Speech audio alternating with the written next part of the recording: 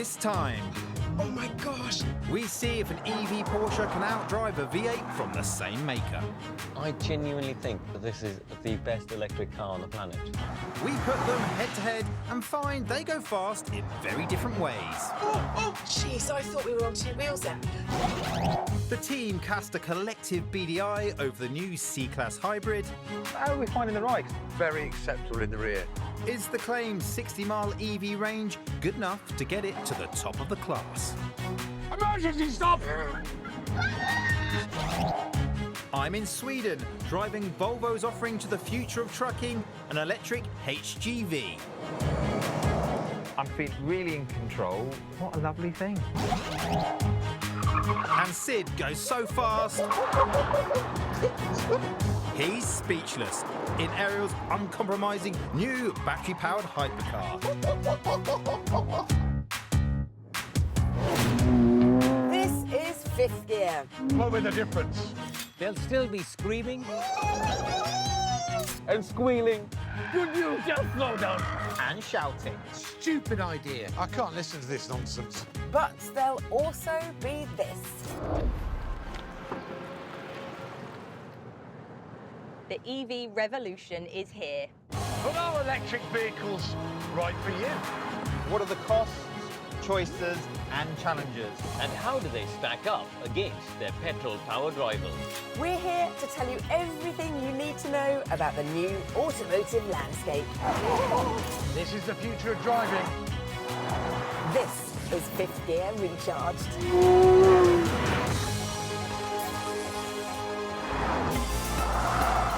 Okay, like thousands of others, you want a four-seater Porsche. You really do. But the next step is not so much the what, it's the which. The Taycan Turbo S is generally accepted as the king EV, but its petrol-powered equivalent to the Panamera will be on your list too. With a starting price of £142,100, this Panamera Turbo SE Hybrid Sport Turismo is a fraction more money than the Taycan Turbo S. So they are both similarly priced and they have similar power, at least 700 horses. We are going to find out which car is best. First up, it's a road test. I'll be taking the reins in this one. Well, Bex, welcome to the Porsche Panamera Turbo SE Hybrid Sport Turismo. Not to 62, Yep. 3.2 seconds. Ooh, It's got 700 horsepower. lovely. It's pretty potent. In 2030, when the sales of fossil fuel cars are expected to stop, the e-hybrid won't even be on sale. But until then, it's a tempting package. So what do we think about the interior?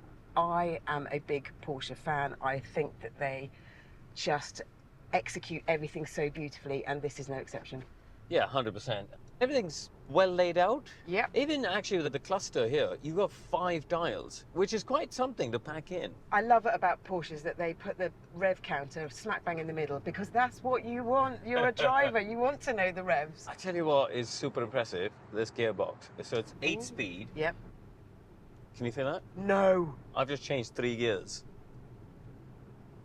You can't even feel it. It's seamless. But what I quite like, it's in hybrid mode. You've got a button here on the dash, which when you click it, you've got actually 3 modes within the hybrid.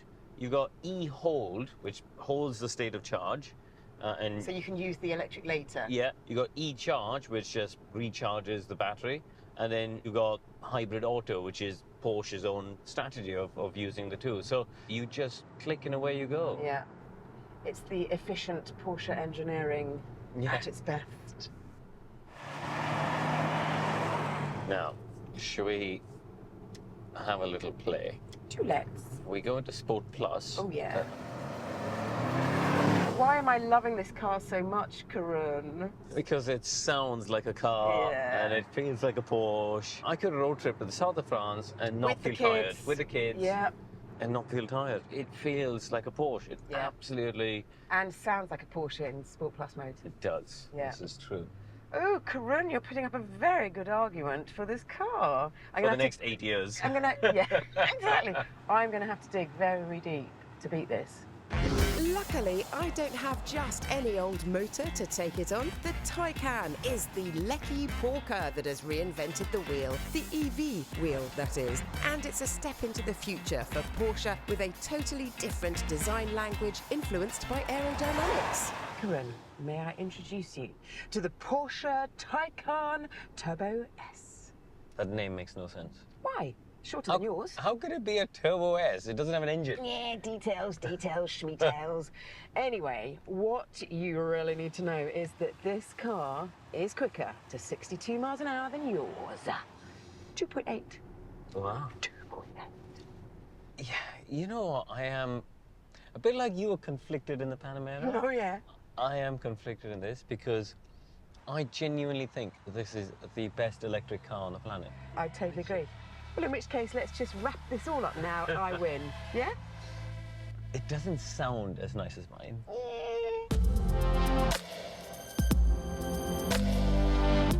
You can mess about slightly with the settings of the noise.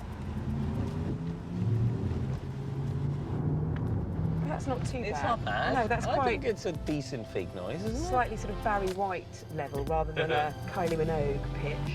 I like the fact that they bought into this minimalist electric revolution, if you like. Like the little gear stick there, just a little lever. The dash, smaller. Yeah.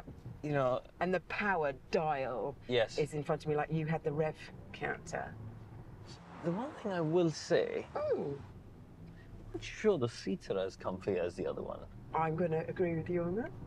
It's just, There's something different. I don't know what it is, because Yeah. I would have thought they just have the same supplier. yeah. I also don't think that this center console is as user-friendly as the Panamera. Yeah, we're lacking a few actual physical buttons, aren't we? Yeah, lacking buttons. I think it's just a little bit more fiddly on the touchscreen. When it comes to styling, come on, my white wheels. Who's not to like them? Me. Oh! I don't like the white. I just don't like it. Overall, I love the look of it. Yeah. I think, you know, you look at it and go, it's a Porsche, but it looks different and distinct enough for it to be electric and, you know, something a bit different. Yeah, it catches your eye, doesn't it? Like, Yeah. oh, wow, what's that? I think they've done a great job of the styling. I really think it's a great looking car, But a slight imitation. but a slightly less nice imitation. Yeah. Right, we need to sum up. Who's going to win? I've got great range and I'm quicker. But out on the road, I'm going to have to give it to the Panamera. I think the Panamera just edges it. Yeah. That's the winner then, isn't it? Yeah. Yeah, well done. Okay, round one to the Panamera. Mm-hmm. Splendid. We just missed the turn-off. Yeah. Rightio, so a brief drive, call it a road test, gives a victory to that 4-litre bundle of excess they call the Panamera. But our test is multi-dimensional, and this EV hybrid battle is far from over. You might find the next stage of our journey is pretty dramatic. So it's up to 100 and then braking. Stop. Now it's time to get a first look and first drive of a brand new EV. Yes, it's the 5th gear recharged team test. Today we tested the Mercedes-Benz C300E. This is a plug-in hybrid, so shorter trips can be completed on electric power alone. We have the AMG line specification, which is the cheapest model in the range. It costs £46,310. It is a hybrid car and it can do between 65 and 70 miles on electric power alone. Which means this car is one of the best plug-in hybrids around when it comes to EV-only range. Which I think is pretty good and could be the sweet spot that most people need without even touching the 2-litre petrol engine. How long to charge? Between 30 minutes and 3 hours, depending on what your charger is, which is pretty good. Pretty impressive. I'm just going to say this off the bat. I'm quite keen on this stylistically. Yeah, I mean, These wheels. No, I don't like They're that. tickling my fancy. No, that's too much there. That's too I big. like that because it's a little bit different. Do It's you like aero. that? No. No, me neither. No, you don't like it? I like No, clean don't like that. spokes. I like it even more now. Those wheels, they're going to be a definite point of controversy, but I like them. Tell me, you don't like these though, do you? I don't like those rear lights. Just look a bit strange to me, the way they kind of... I will agree with you on that. So there's a petrol engine, an electric motor and a battery, and combined, that gives you 333 horsepower. I think that's AMG, like a coupe type look. I think that this is like, it's a bit SLS-y, isn't it? I think the front of the car's really aggressive and looks mean, actually, so I think the styling's good there. Right, well, I'm going in. I'm in the back, You're aren't I? in the back, son. Once you get in, it feels like a Merc. It's quality, it's comfortable. I like this shape that they've got here because they've added a bit of texture, some different materials. It's a really good-looking cockpit area. Yeah. This double-decker system is quite unusual. So, what's the Merc like when it's underway? 0 to 62, anyone? I know this. Yep. 6.1 seconds. 6.1 seconds. Oh, yeah. That's not bad. 155 mile an hour top whack. How are we finding the ride? It's sporty enough to tick my box. Very acceptable in the rear. Yeah. And it's not too noisy in the rear either. Road noise. It's all Who right. said that? Huh? Pardon? Hey, what? You forget he's there. It's quite pleasant. It's a good bit of kit. Which, to be fair, it needs to be, because that's the best part of 50 grand. To put that in context, £50,000 would buy Tesla's best-selling Model 3 with 270 miles of pure EV range. I have got one thing left, Okay. and we need to head to a track for this. Merc claims the C300E can drive 60 to 70 miles on EV only. This figure is based on an official test called the Worldwide Harmonised Light Vehicle Test Procedure, or WLTP for short. However, that's conducted in lab conditions on a rolling road. So we've come up with our own test that we think is far closer to real-world driving. The question is, with EV mode selected, will the car match the official range? Jimmy was our nominated real-world driver. Now, in here Yeah. are some real-world tests, which I'm going to now... No. And what about the test announcer? Yes, and I'm stopwatch queen. Let's get a show on the road. 3, 2, 1. Here we go. Accelerate to 30 and hold for 60 seconds. Oh, I'm going too fast. I'm way too fast. Steady. I'm off. I'm braking. We're going through the chicane and 30, 30. But you've dropped. I know, I've dropped. 28, The pressure's on. 28. 5, 4, What am I doing? 3, Stopping? 2, yes, please, 2, 1. Emergency stop! Jason and I were thoroughly entertained. Accelerate to 60 miles an hour as fast as possible. Now? Now! Go! Then what happens? I don't know. Oh no! 45, 50, 55, 60. Avoid hedgehog! What the? There we go! Okay, avoided the hedgehog. Pull over to let emergency vehicle pass. Oh. Hang on a minute. Vehicle. Nino. There it goes. Accelerate to 50 miles an hour and hold for 60 seconds. Shut up. That's what it says. Now you can do this at 50. I know you can. Come on. Are you Come me? on. Good. Yes, good. nicely played. 5, 4, 3, 2, 1. Now what? Stop and perform a 3-point turn. Oh, Right, reverse. My mouth dried up. has it? Yeah. My mouth dried up. Accelerate to 40 miles per hour Yeah. and weave from side to side. Right, to 40. Yeah, and it's a gentle weave. Gentle wheel. Okay. Nice. Got to do that for... For 60, I'm on it. I might be sick. Yeah. 3, 2, 1. Ferret! There he is, the little blighter. Hang on. To be honest, from my point of view, I think that went quite well. In the real world, we've done almost 4 miles. However, the car's computer was telling us that we'd used 9 miles of range. No way. Really?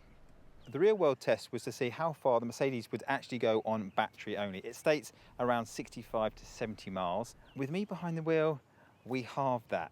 That's interesting though, isn't it? I wonder how much that ferret manoeuvre I mean, cost that was us. a couple of miles there. I reckon. Yeah. In my, 30 years on the road, in real world situations, I've never come across a ferret.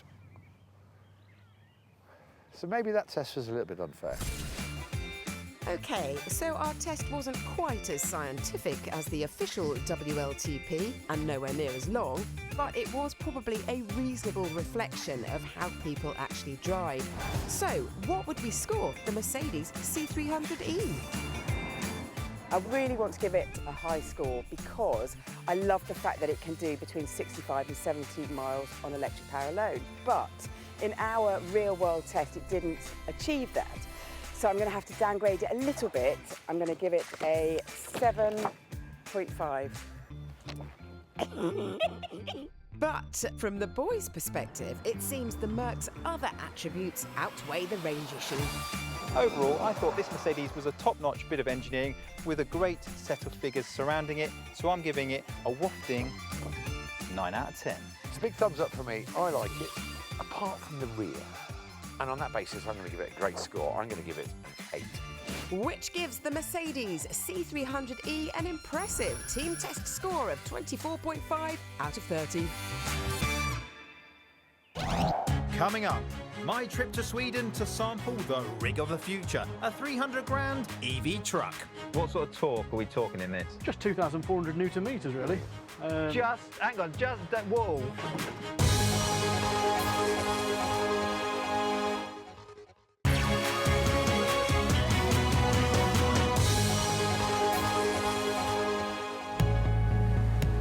This won't come as a huge shock.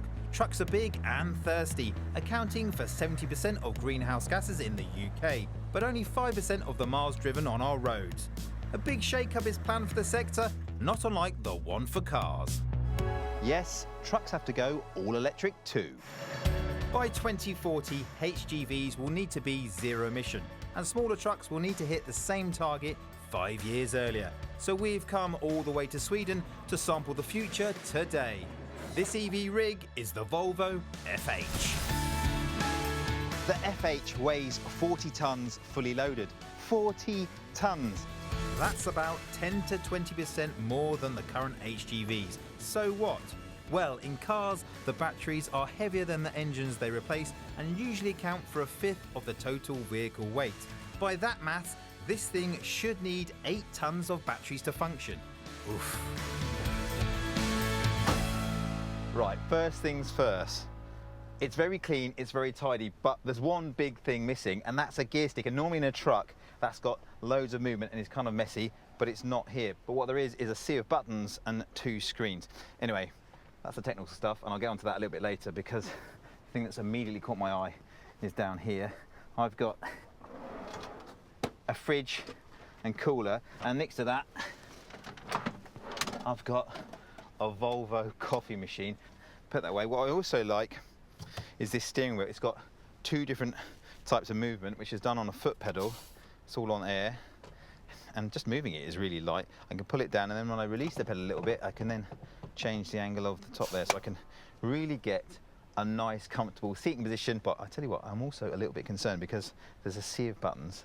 I can see there's what looks like a reverse button, a neutral button, and an automatic button. So maybe that's in replacement of the gear stick. Volvo's Martin Tomlinson is going to help me navigate this thing before I actually drive it. I tell you what, Martin, I'm glad you're here. What's that? Well, I got in expecting a nice big gear lever. It's in these buttons It's here. all on the dash. But it is literally 3 buttons, reverse, neutral, and automatic for go. Absolutely. Press A, and away we go. Don't forget your seatbelt. Actually invented by the Volvo Group. This is 40 tonnes. Weighs 40 tonnes, yeah. Fully loaded. Oh, what? Gliding away. Silent. You get in a big truck and the thing you're going to expect is, honestly, big chugging noises. Yeah. Wow, the refinement of this thing is unreal. Normally when we get a diesel truck back from a customer, you normally jump in it and the radio is usually on volume 25. Yeah, yeah. When you jump back in one of these, the volume's usually on about 4 or 5. Really so low. Because It is. it's so It's deadly quiet, isn't it? It is. It's sort of spooky because this is, I mean, this is a big bit of kit, and it's got a me behind the wheel, which is slightly concerning. Oh, So this is a 12% climb, so 12%. don't be frightened to give it some. see what it'll do. It might not feel like we're going that quick, but we're actually moving 40 tonnes of weight Yeah. up a 12% incline. I feel like we're going quite quick. I'm not going to lie to you. It's just how smooth and silent. It's effortless. I'm on private land, but I'm still being careful as the FH costs 290 grand, at least 50% more than a diesel. I thought my knees were going to be knocking. I'm like, what is this going to be in control of? But it's straight away, I'm feeling really in control, just happy. Fantastic. What a lovely thing. So come on then, give me some facts and figures. So this has got the standard 12-gear gearbox automatic. Yeah, a 12-speed I-shift gearbox, which we fit as standard in all the heavy-duty trucks that we sell. But this, the electric motor version, uses the gearbox in a slightly different way. Yeah, it does, because of the amount of torque that it's got. It pulls off in 7th, which is the lowest gear of the high I like range. the way you just casually go, yeah, it pulls off in 7th. I mean, if, you know, most things pull off in 7th, you're going to still bad it. What sort of torque are we talking in this? Just 2,400 newton meters, really. Hang on, whoa. Torque is a reflection of pulling power and engine flexibility. The Porsche Taycan, one of the fastest road cars we've ever driven, has 1,000 newton meters of torque. This truck has 2.5 times that. So, this being an EV, I've been kind of concerned because to get any kind of range on here, surely you're going to need several shed loads of batteries. I mean, if you're going by the 20% rule, this is going to need nearly 8 tons of batteries, and those kind of figures scare me. So what has this got to make it go? Yeah, so this one's got the maximum amount of batteries you can have on this particular model, which is 6. Each of those batteries only weighs 520 kilograms each. All right, so I've got about 3 ton. Yeah, 1.5 tons on each side, yeah, 3 okay. tons in total, yeah. So that's not too shocking. No, not it's too. Not my 8 tons, which had my knees are knocked. No, nowhere near 8 tons. The big question, what kind of range can I be expecting? So with 6 batteries, this truck will do around about 300 kilometres. 300 kilometres. On a full charger. Somewhere just over 200 miles on Absolutely, one charge. Yeah. That's only a third of a fully fueled diesel, but EVs for now will always be second best for range. But fast rechargers will help, and surely other EV aspects like brake regeneration will be a key factor. Obviously I've got a big weight now, so the opportunity for regen has got to be big, hasn't it? Absolutely, it's massive, yeah. So my foot's off the brake now, we're going down this hill. So we're going down a 16% hill. Yeah. So at this point in time, because you've now come off, as soon as you come off the throttle or brake, you've got 3 motors constantly regenerating the batteries. So there's a huge amount of power going back in there constantly. But 3 tons, there's got to be some big charging times involved in getting this thing back up to charge. So if you've got a 22 kilowatt charger, it'll charge overnight in around 10 hours. Yeah. If you've got a 350 kilowatt charger, which this truck can charge at, then obviously we're talking a couple of hours. So it makes all the difference depending on the batteries and of course the size of the charger you're using. Currently, there are 5 EV trucks in the range, and they won't be suitable for all jobs. They're designed to accommodate half the market in terms of size and load. But crucially, are they going to make a difference to the planet? Well, it should. Even though manufacturing the batteries of an EV truck creates more CO2 than making a diesel engine, in use, these trucks only consume half the energy needed over a 200-mile drive and keep the air free of soot. Think of the difference that will make over the years. And if the batteries are disposed of in a sustainable way, that will make even more sense. Let's just hope our roads can manage the massive tonnage. We'll just have to wait and see. After the break, Vicky tries to push the Taycan ahead of the Panamera. Oh my gosh! As we ask if EV power is now better than petrol. Braking. And Sid gets behind the wheel of a car that might just be the fastest accelerating EV in the world. Okay. Wow.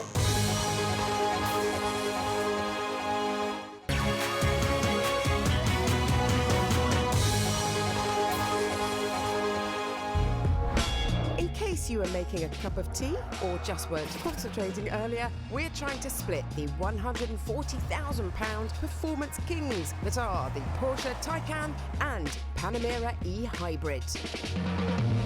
Welcome back to our battle between a high-end hybrid and its state-of-the-art electric stablemate. Karun, you have got a... Porsche Panamera Turbo S e-Hybrid Sport Turismo. Easy for you to say. I have got a Taycan Turbo S. I think a Porsche will win. Well, so far on the road test, we've seen that actually the Panamera did win round one with better interiors and just a bit more comfort on the road. Okay, it is now time to get serious. We want to see the power of these cars. It's time for a 0 to 100 to 0 test. This is the bit where we say, don't try this at home. But we'll try it because it tells us the sheer stop and go. And performance cars like this must do both very quickly. This test is pretty much the only way we'll be able to separate the ultra-fast from the slightly less fast. Karun is up first. The Panamera Turbo has got an incredible amount of power. It's got a 4-litre V8 engine, which does 571 horsepower out of that. And on top, of course, you've got the hybrid electric, which brings the total up to 700 horsepower. Now, I've also got 4-wheel drive, so clearly off the line, it should be pretty good. But the Taycan has also got that. So we'll have to see. I think I could be in trouble here because the power delivery of the EV will give the Taycan and Vicky a bit of an advantage. But let's see what happens. Hello there, BBH. Right, I'm at the start line. I'm going into Sport Plus mode. Let's see what we can do. Okay, launch control on, and then I'm going to count down.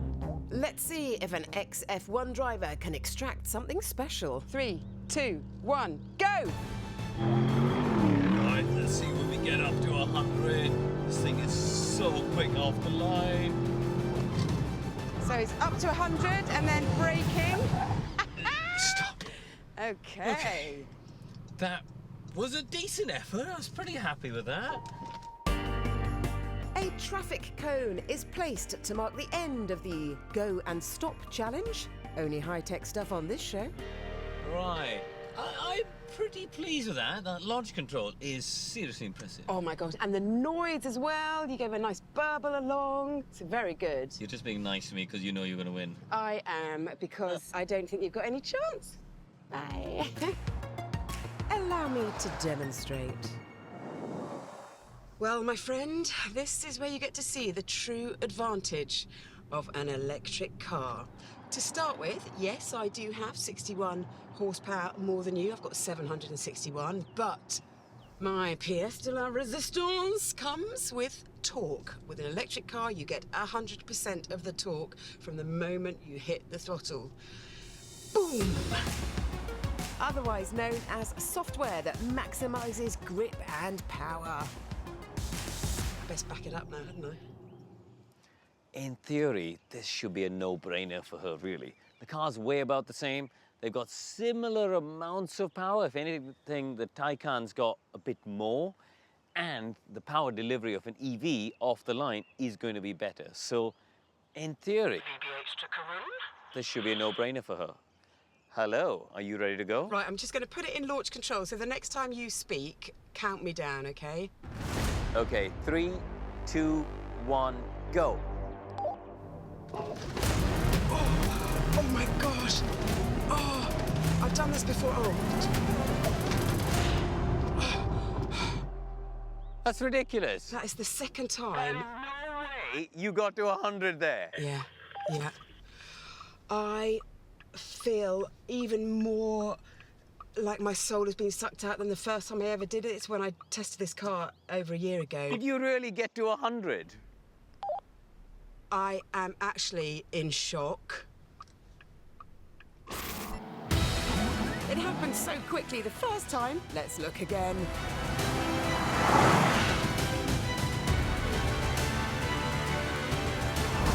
How is this possible? I mean, genuinely. Honestly, this is the second time I've ever done a launch control in this car, and it never ceases to almost render me speechless. It's crazy.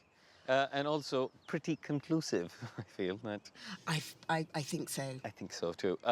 Vix, before you, I want to have a go. So You go have a need lie down, you and I need feel like I need to experience this because really do. it I don't seems. want to come with you. Are you sure? No. I feel like I need to try this. It goes against our normal rules, but the Taycan experience needs to be shared. Right, clear the track.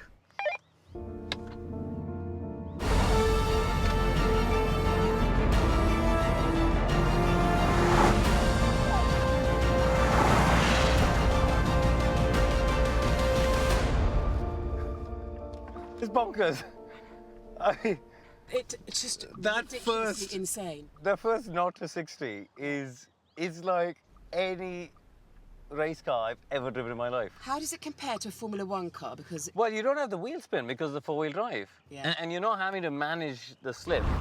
The launch is just incredible. I felt like I was in a race car. That's extraordinary. I know, it's amazing. Amazing.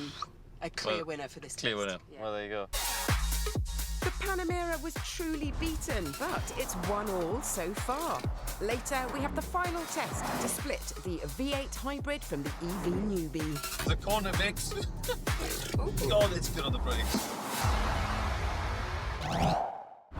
The Ariel Atom.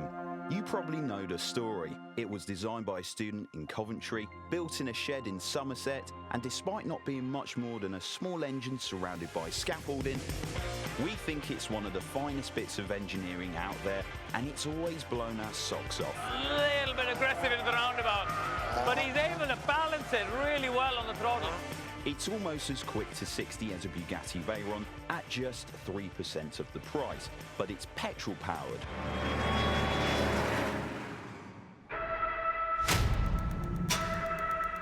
So Ariel wanted to create an EV, but not just any old EV.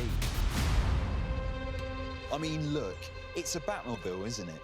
And it's got Batman's ears and Batman's menacing stare. Drive this down the road and everything in front of you will scatter. This is the Ariel hypercar. That's hyper with an I, not a Y, which stands for high performance carbon reduction. And while you might want to wear a motorcycle helmet and leathers to drive the Atom, this you'd want to wear a cape. We're used to supercar manufacturers creating stunning designs, but there's absolutely nothing like this one. And if you think these winglets, scoops and spoilers are all for show, well, think again. Every single angle of this car has a purpose. The fins on the front wings reduce drag caused by the mirrors, and the ones at the rear aid stability in cornering. Good news for me, as my reputation is going bonkers in bonkers cars. Now, obviously, something that can accelerate quicker than an F1 car is going to make quite a din when it starts up, so cover your ears. It's that lack of EV sound joke. Very funny. Now, this is only a prototype, so we can't say it's the quickest production car in the world yet, but it's seriously rapid, with a 0 to 62 time of 2 seconds and 60 to 120 miles per hour in 3.5. This car is four-wheel drive, and each wheel has an electric motor. So that gives me 300 horsepower and 440 newton meters of torque times 4, which means that I've got just shy of 1,200 horsepower. Those are figures that you can't really get your head around. So what's this Ariel hypercar like on the road? Well, it feels raw like all Ariels. However, it does have some creature comforts. For starters, it's the first Ariel to have a door. It's also the first Ariel to have a windscreen and a windscreen wiper. It's also the first Ariel to have a heater. I know this sounds pretty normal, but for a company that's just been making frameless cars with wheels on them, it's pretty luxurious. Thanks to an aluminium chassis and carbon fiber body panels, this weighs just 1,500 kilograms. Now, to put that into perspective, this is lighter than a petrol-powered Porsche 911 Carrera, but has 3 times more power. It's whining, it almost sounds like an RC car. It's really, really cool. You've got to be careful when you put your foot down, because even though it's really exciting, you will, well, if you're not too careful, you will get locked up, for sure. There's no way I'm testing a car like this on the road with a 40-mile-an-hour speed limit, so Ariel has kindly found me a disused airfield near their base. The battery range isn't confirmed yet, but I'm told even if I use the loud pedal, I should have enough runs to really sample the hypercar. I'm just going to pull over, give it a launch.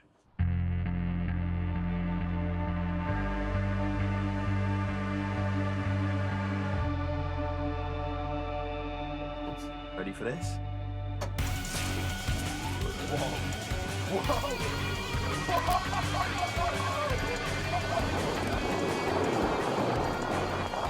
Wow!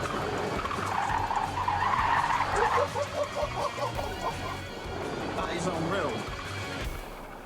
The rush is unlike anything. Now, bearing in mind, it is a prototype car. So, obviously, I can't give it the full review because it's not quite finished. But, oh my goodness. And in terms of driving modes, on the steering wheel, I've got serious, fun, sport, and eco. Sport mode activated. So let's see what it does. Whoa! Whoa!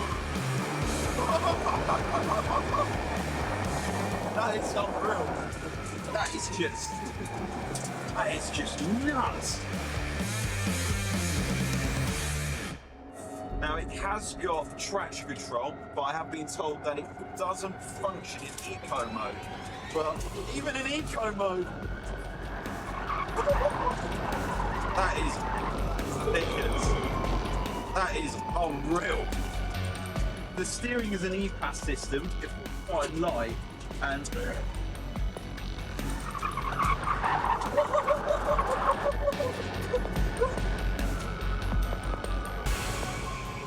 I'm gonna have to do that again. That is unlike anything else.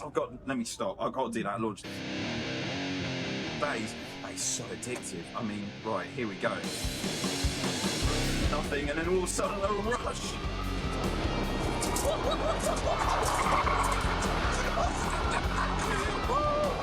Oh my word.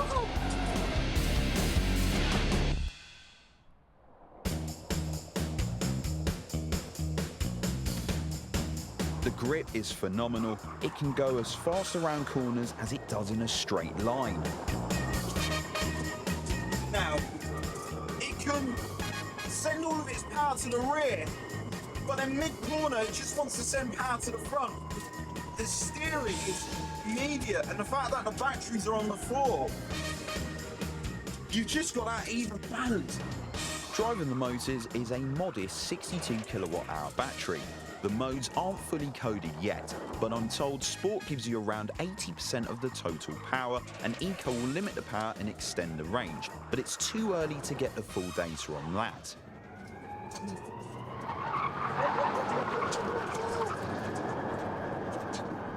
The way it gathers speed is ridiculous. A few runs later and my fantastic go was over. Was I happy? Yes. In fact, I'd like to put my name down for one and for a runway to drive it on. But unlike Ariels of old, this one is not in the affordable category.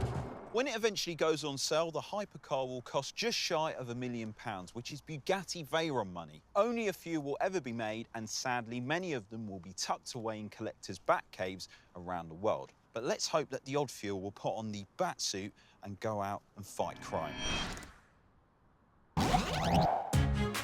After the break, we see whether the Porsche Taycan, the corner mix, really does have the power and poise to beat its more expensive brother, the V8 Panamera. That English UK.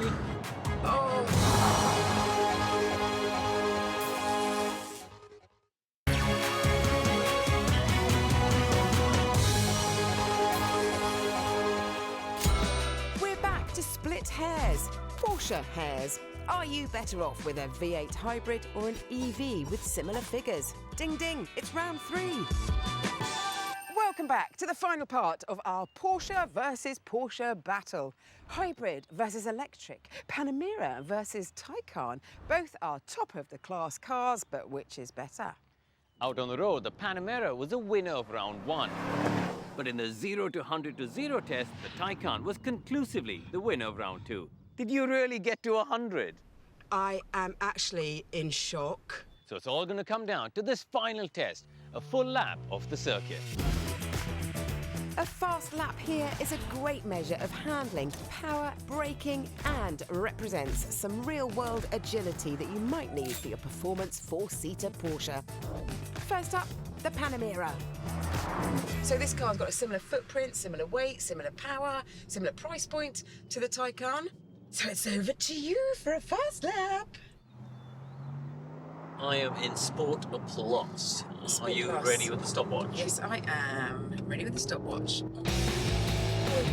Curran's F1 skills will push this Panamera to its limits around the track. Gosh, lovely brakes. They were very smooth. Right. Tell you what, given the weight, it does shift okay. Jeez, I thought we were properly on two wheels then. The body is moving. The body moves a lot. It does, but it's also quite understeery, if I'm honest. You do feel the weight. It's a little bit lazy on the direction change. And into the chicane.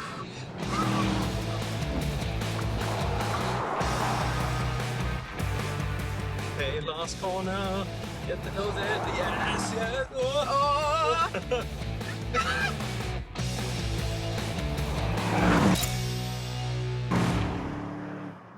Okay, so that was 46 seconds and 20. 46.20. 46.20. Okay. God, that was really impressive. Shall Very we good see driving. what the Taycan can do? Yes, let's. Over to the full electric vehicle.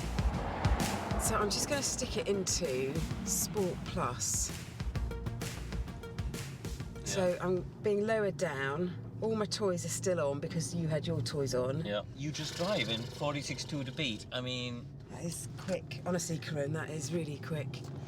This is terrifyingly fast, this car. Are you good on the stopwatch, my darling? I will be. Come on, Vix. Okay, the race starts now. The corner, Vix. Oh, God, it's good on the brakes. Oh, my God.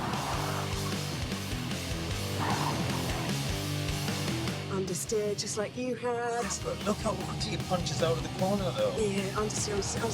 Its body control is better, I believe. I'm not feeling quite so... There's not as much road, is there? No. Yeah. No porpoising. Also, you braked at 105 miles an hour then. I just looked down, it was 114.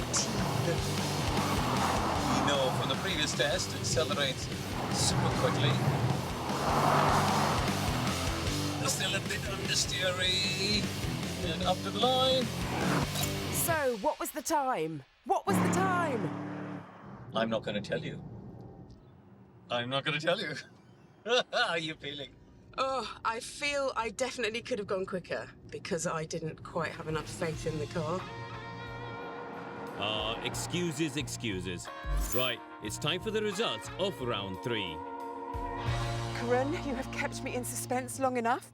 The Panamera did 46.2, which felt very quick. The Taycan? You were a 45.2, so it was a second quicker. And to be honest, with that acceleration, I'm not really surprised. So 2-1 to the Taycan today. Well done. Yeah, well done. It's won our test. However, you've got to drive over 300 miles to get home from Wales. So... Yeah, and you know how I hate plugging in and wasting time. Would you like my keys? Yes, please. Thank you. Have a good evening. So the Taycan scoops the honours for our triple test. EV power triumphs over petrol. Well done, Taycan. I told you a Porsche would win.